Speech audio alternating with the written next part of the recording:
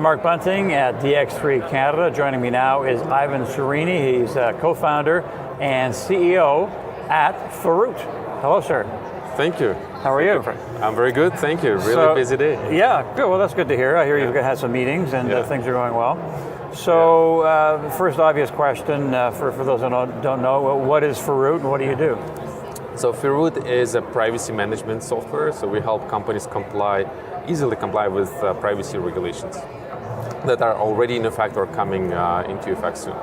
Now, there's a lot of talk about privacy in general. A lot of companies in this sector. So how is Feroot different in terms of your offerings? So where we see market and what the requirements are, what the direction that the requirements are heading is automation and making it simple, making it part of the day-to-day operations for the company and for the products. So what is different about Feroot is we make privacy easy and straightforward by making it automated and embedded into the products and services that companies offer.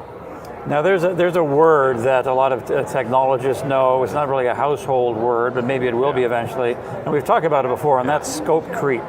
And that is a sort of a big data problem for companies. So could you describe what that is and how you help to solve that? Yeah, so scope creep is a very technical term, industry specific. It's not a household term like you mentioned.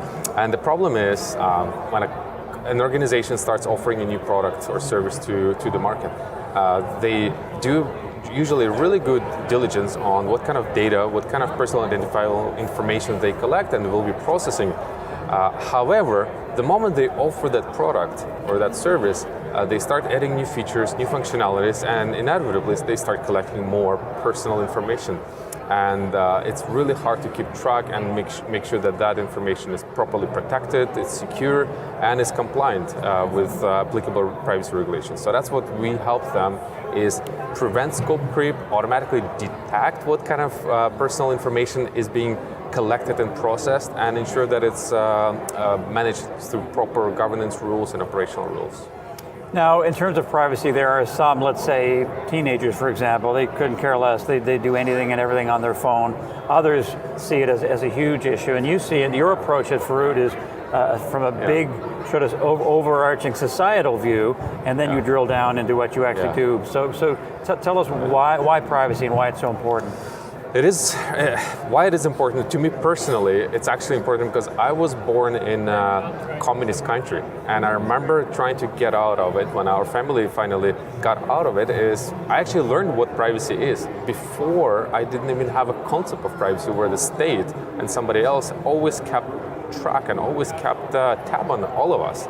And in Germany after the fall of the Nazis, they said never again. And again, that's part of the fundamental human right to privacy. That's where society, I think, is really heading towards protecting the data and ensuring the privacy and ensuring the proper human rights are available to all of us.